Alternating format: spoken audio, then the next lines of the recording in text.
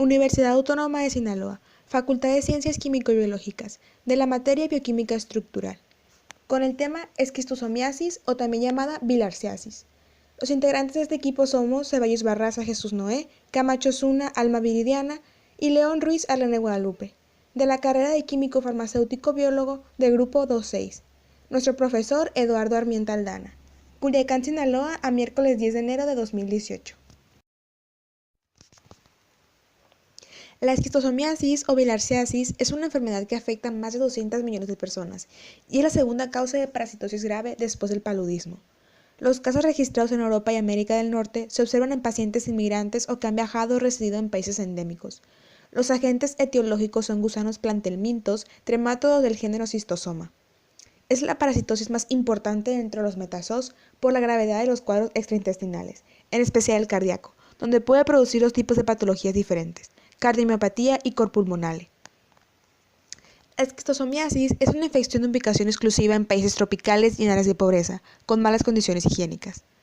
Dicha enfermedad se adquiere por contacto directo de la piel con cercarias, agricultores que trabajan descalzos o por baño o lavado de ropa en aguas contaminadas con cercarias. En el presente video se abordará dicha enfermedad en cuanto a su mecanismo de infección, el cuadro clínico, la patogenia, el diagnóstico, la epidemiología, el tratamiento y el pronóstico, con la finalidad de comprenderla de una mejor manera. Antecedentes. Identificó por primera vez al agente etiológico de la esquistosomiasis en Egipto. En 1851 encontró un helminto blanco y largo en la sangre de la vena porta. También identificó gusanos en movimiento y dio pie a futuros patólogos y científicos que continuarían su trabajo. Su nombre era Theodor Bilharz. Asimismo, describe el canal ginecólogo donde la hembra se aloja en el macho. Esta especie fue denominada Schistosoma mensoni, cuyo daño ejercía en el recto y vejiga urinaria de los pacientes. Patogenia. Las causas y el desarrollo de esta enfermedad se dan principalmente en el corazón. Los esquistosomas pueden producir cardiomiopatía y cor pulmonale crónico. En el caso de la cardiomiopatía, lo que sucede aquí es que los huevos del parásito llegan por vía venosa a la circulación coronaria atravesando la barrera pulmonar. Luego de esto se produce una siembra de pseudotubérculos miliares que tienen al huevo del parásito en su centro. Aquí habrá degeneración hialina e infiltrados concéntricos. Estos últimos desaparecerán cuando los huevos sean fagocitados o se destruyan. Con el tiempo se originará la dilatación de las cavidades e insuficiencia cardíaca. Y esta dilatación puede afectar órganos del sistema como lo son los pulmones y el hígado. En el caso del cor pulmonale, o también conocido como insuficiencia del lado derecho del corazón, es un estiramiento del ventrículo derecho a causa de la presión alta en las arterias de los pulmones. Cuadro clínico. Los síntomas del paciente se caracterizan por un aumento de insuficiencia cardíaca. Si el cuadro se agrava por anemia, puede producir hipervolemia. Aquí el electrocardiograma puede presentar diversos tipos de arritmias auriculares o ventriculares. En la esquistosomiasis intestinal, la primera manifestación es el ataque de las cercarias, que en personas de piel sensible puede producir una picazón muy fuerte que termina en pústulas. Estas son pequeñas cavidades en la superficie de la piel llenas de pus, y además suele ir acompañada por un breve estado febril. Más o menos en la tercera semana se encuentran frecuentes los síntomas de congestión en las venas abdominales y hepáticas, puesto que es ahí donde se alojan los gusanos adultos. Pero los daños más importantes se deben a la puesta y migración de los huevos. La puesta causa una fiebre continua, a veces acompañada con un gran malestar abdominal. Aquí los huevos que atraviesan la pared intestinal y pasan al lumen van a ser eliminados con las heces junto con algo de pus, sangre y moco. Pero los huevos que no atraviesan la mucosa intestinal quedan alojados en ella, formando abscesos y grandes áreas necrosadas. El periodo agudo suele durar unas 10 semanas, pero la fibrosis portal y la ascitis pueden aumentar por años, y a veces los gusanos adultos llegan al cerebro, pulmones y órganos sexuales, hasta que la desnutrición y las infecciones provocan la muerte. La esquistosomiasis urogenital es provocada por Schistosoma hematobium y el hombre es el único huésped que puede adquirir la parasitosis al realizar actividades que están relacionadas con el agua dulce contaminada, como son el trabajo, baños, lavado, pesca, etc. Las cercarias penetran a través de la piel del hombre para introducirse en los capilares. Aquí pierden su cola y pasan a llamarse esquistosómulas. Estas siguen su camino hasta llegar a los pulmones y más tarde al hígado. Los gusanos adultos de Schistosoma hematobium viven en los vasos de la vejiga, próstata y plexo uterino. Aquí los huevos emitidos por la hembra se depositan en las vénulas de la vejiga y en aproximadamente 10 días se desarrolla en su interior un miracidio maduro, los cuales serán expulsados al exterior con la orina y eclosionan al contacto con el agua y nadan libremente.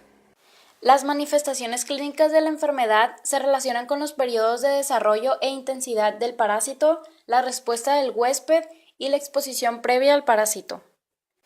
Cuando la infestación es muy intensa, parte de los huevos que fueron liberados pasan a la circulación sanguínea para ser atrapados por el hígado.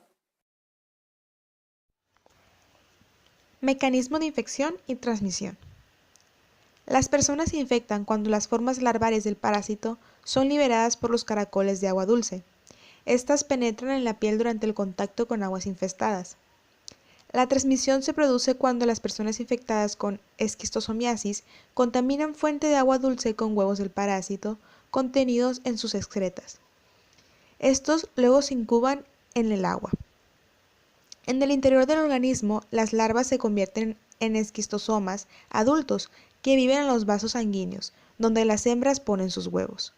Algunos de estos huevos salen del organismo con las heces o la orina y continúan el ciclo vital del parásito.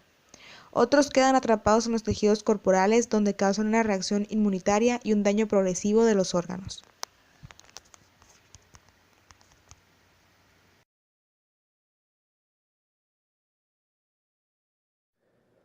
Diagnóstico de laboratorio. Demostración de huevos en deposiciones o en orina desde la 5ª semana y por biopsia rectal o rectoscopía. Métodos inmunológicos como intrademorracción, inmunofluorescencia indirecta, fijación de complemento, etc. Diagnóstico diferencial. Cuando se trata de pacientes de zona endémica, no se presentan estos diagnósticos. Sin embargo, es importante señalar que en 12.5% de los casos aparece un factor reumatoide positivo, lo que puede desviar el diagnóstico o una meningiopatía. Tratamientos. Existen medicamentos útiles como icantona, metrinfonato y oxaniquino, con mejoría del 95%, con pocos efectos secundarios. Todos los fármacos bien controlados y supervisados, los cuales pueden ayudar sin duda alguna a la prevención de esta enfermedad. Morfología. El parásito Schistosoma japonicum mide aproximadamente en los machos 15 milímetros y contienen 7 testículos en la parte dorsal, mientras que las hembras miden aproximadamente 22 milímetros y pueden desarrollar un largo útero con una capacidad de 50 y 150 huevos al mismo tiempo. Dichos huevos son esféricos y miden entre 70 y 100 por 50 y 65 micrómetros. El parásito Schistosoma hematobium presenta las medidas en machos entre 10 y 15 milímetros, contiene entre 4 y 5 testículos, mientras que en las hembras mide de 16 a 26 milímetros y tienen un útero con la capacidad de hasta 100 huevos. Dichos huevos tienen una forma elipsoidal y una espina terminal, y miden entre 112 y 170 por 40 y 70 micrómetros. Morfología de citosoma manzoni. Los machos miden entre 6 y 12 milímetros. Presentan entre 4 a 13 testículos. Su tegumento presenta tubérculos y espinas finas. Mientras que las hembras miden aproximadamente de 7 a 17 milímetros, estas contienen un útero muy corto, que solo puede albergar 4 huevos a la vez. Los huevos poseen una forma elipsoidal y miden entre 114 y 175 por 45 y 68 micrómetros. Poseen una espina lateral típica. Los estadios larvarios. El primer estadio larvario es el miracidio, el cual es una larva ciliada embrionaria que se mueve en busca del hospedador, mas no se alimenta. Cuando entra en contacto con el agua, apenas vive unas cuantas horas, cuando son liberadas de los huevos y no encuentran a su hospedador intermediario. El último estadio larvario es la cercaria. Esta se le suele llamar nadadora libre. Es caracterizada por tener una cola bifurcada en el extremo distal, una cabeza de 200 micrómetros equipada con espinas y papilas sensoriales, y recubiertas por un tegumento trilaminado, denso y retráctil. Existen medidas que pueden ayudar a prevenir esta enfermedad. Dichas se basan básicamente en educación sanitaria, como mejorar hábitos higiénicos, dar tratamiento periódico a grupos de alto riesgo, como niños en edad escolar, mujeres encintas, etc. Eliminar las heces y orina de tal forma que los huevos viables no lleguen a las masas de agua dulce que albergan los caracoles. Evitar el contacto con aguas sucias. Mejorar las prácticas de riego y agricultura. Al controlar al paciente se necesitan técnicas como aislamiento, desinfección concurrente e investigación de los contactos. En caso de una epidemia poblacional, es necesario examinar a la población, tratar a las personas infectadas y suministrar agua limpia. El pronóstico de esta enfermedad es malo. Esto es debido a que el compromiso cardíaco es progresivo e invalidante. Epidemiología. La esquistosomiasis es prevalente en las regiones tropicales y subtropicales, especialmente en las comunidades pobres sin acceso a agua potable segura ni a saneamiento adecuado. Se estima que al menos un 92% de las personas que necesitan tratamiento contra la esquistosomiasis vive en África. Hay dos formas principales de esquistosomiasis, la intestinal y la urogenital, causadas por las 5 grandes especies de duelas sanguíneas. La esquistosomiasis afecta principalmente a las comunidades pobres y rurales, en particular a las poblaciones agrícolas y pesqueras. Las mujeres que realizan tareas domésticas en aguas infestadas, como por ejemplo lavar ropa, también corren riesgos. Los niños son especialmente vulnerables a la infección debido a la higiene inapropiada y al contacto con agua infestada. Los movimientos de refugiados y la migración hacia las ciudades están introduciendo la enfermedad en nuevas zonas. El aumento de la población y las correspondientes necesidades de energía y agua generan a menudo planes de desarrollo y modificaciones ambientales que también contribuyen a aumentar la transmisión. El aumento del ecoturismo y los viajes fuera de las rutas más trilladas están haciendo que aumente el número de turistas con esquistosomiasis. A veces los turistas presentan infecciones agudas graves y problemas poco habituales, como la parálisis. La esquistosomiasis urogenital también se considera como un factor de riesgo de infección por VIH, sobre todo en la mujer. Discusión. Se sabe que esta enfermedad está entre los países más pobres y subdesarrollados del planeta, como lo son algunos países africanos, y la mortalidad infantil es muy elevada con esperanza de vida escasa. Hay un porcentaje de la población muy elevado con infestación en la infancia y no llevan un tratamiento adecuado. Hasta la fecha se sigue aceptando que la enfermedad es muy rara en países desarrollados, pero también en los últimos años han surgido publicaciones donde expertos españoles alertan de casos nuevos que se diagnosticaron en el país. Se dice que la esquistosomiasis urogenital es más habitual y si se presentan síntomas deben tratarse inmediatamente. Por lo que se mencionó anteriormente, el trabajo experimental es variado, así que se debe seguir investigando acerca de los patógenos para combatir la enfermedad. Pero el trabajo experimental dependerá de qué enfoque busquemos como químicos. La esquistosomiasis, como ya vimos, puede desencadenar desde una cardiomiopatía hasta problemas urogenitales e intestinales, e incluso llegar a la muerte.